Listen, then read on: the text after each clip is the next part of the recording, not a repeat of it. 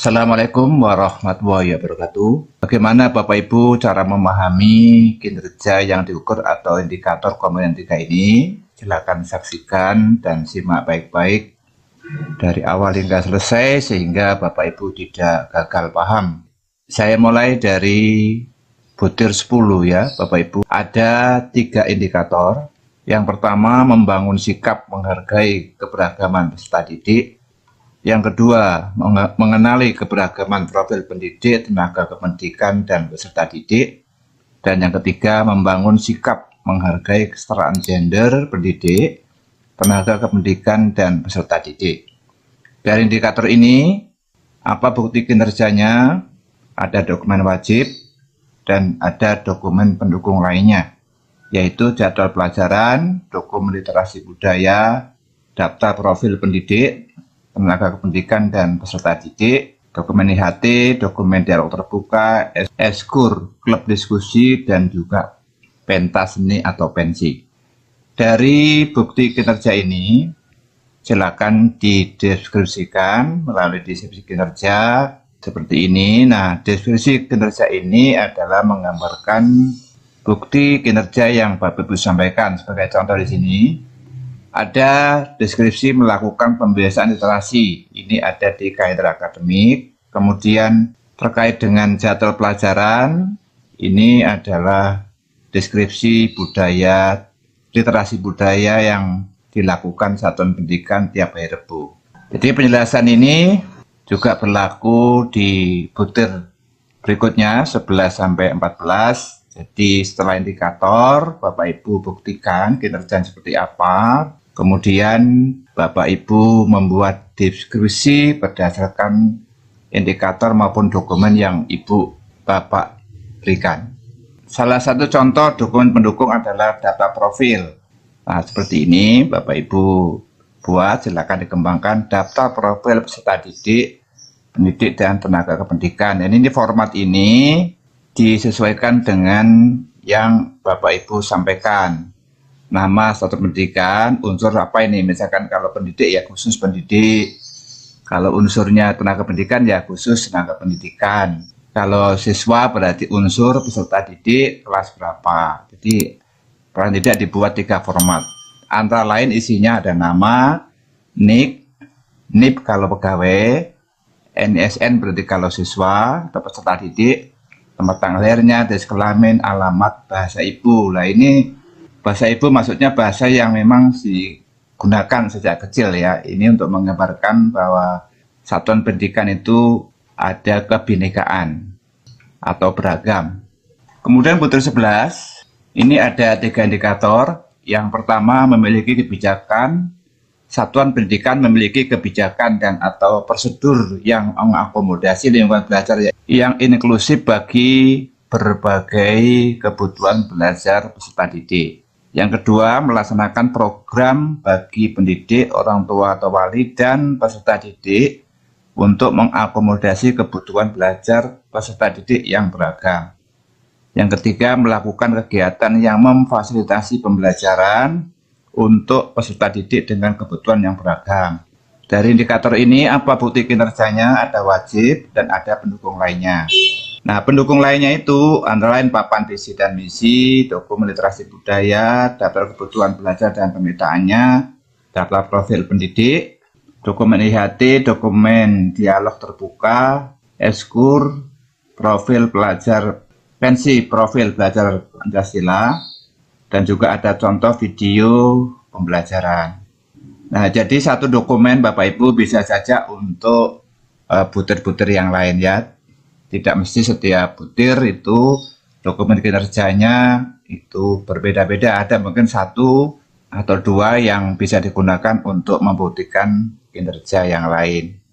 Nah, dari dokumen kinerja yang Bapak Ibu buat, maka silakan dideskripsikan. Contohnya seperti ini.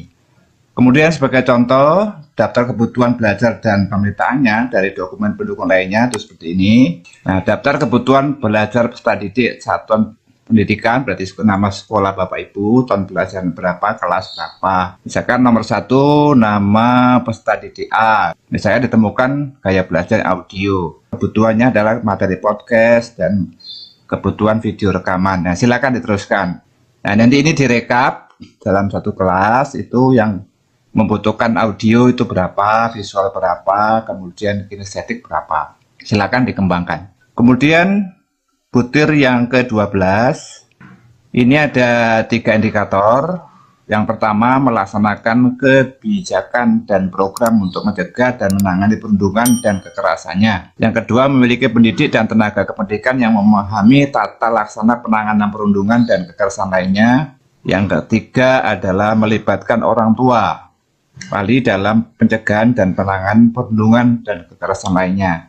Dari indikator kinerja satuan pendidikan dibuat bukti kinerjanya, ada wajib, ada dokumen pendukung lainnya, yaitu antara lain pos tata cara menangani perundungan dan kekerasan di satuan pendidikan, tata tertib sekolah, dokumen pembentukan tim konseling sebaya, program layanan konseling BK, dokumen sosialisasi dan workshop tentang perundungan. Ini Bapak Ibu deskripsikan.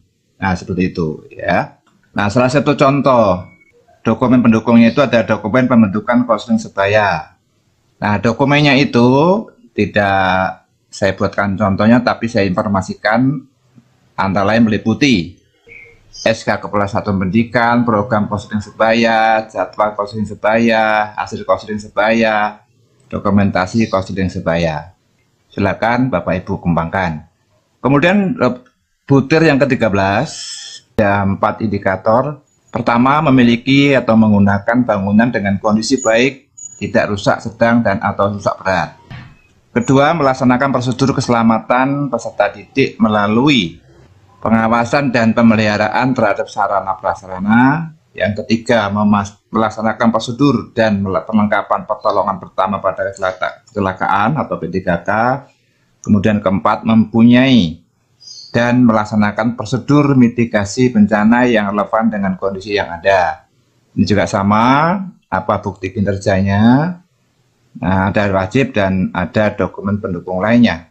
Antara lain jadwal pemeriksaan sarpras, hasil perbaikan dan perawatan, SOP P3K, dokumen sosialisasi tata cara melaksanakan pos P3K dan mitigasi. Ini salah satu beberapa. Ini adalah beberapa dokumen pendukung lainnya. Ini juga silakan Bapak Ibu kembangkan apalagi. Kemudian dideskripsikan kinerja satuan pendidikan Bapak Ibu. Nah, salah satu contoh dokumen pendukung lainnya itu adalah jadwal pemeriksaan sarpras seperti ini. Nah, contohnya satu, sarana prasarana yang diperiksa, misalnya dijadwalkan infokus kelas. Waktu pelaksanaan Juni, kondisinya rusak sedang. Adanya di mana? Ini ternyata dari infokus kelas. Ini ada satu LCD, misalkan LCD-nya di kelas atau ruang komputer, ini segera diadakan perbaikan. Dan seterusnya, silakan Bapak Ibu lakukan atau kembangkan bagaimana membuat jadwal dan hasil pemeriksaannya. Hasil perbaikannya seperti apa? Contoh tadi infokus, jadi kan dikatakan rusak, perlu ada perbaikan. Nah, ini ada kondisi perbaikan. Ini kondisi sebelum perbaikan. Kemudian sesudah perbaikan, nah pelaksanaannya CP apa? Sumber anggarannya misalkan dari BOS.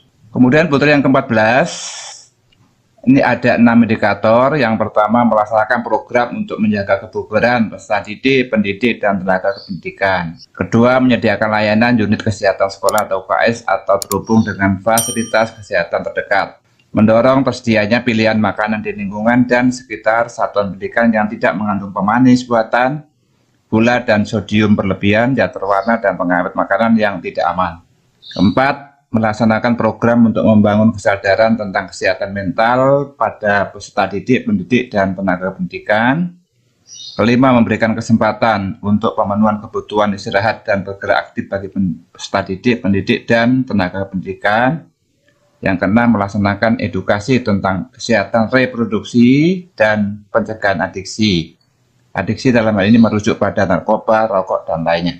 Dari indikator ini, Bapak Ibu buktikan dengan bukti kinerja atau dokumennya, ya, wajib. Kemudian ada juga pendukung lainnya.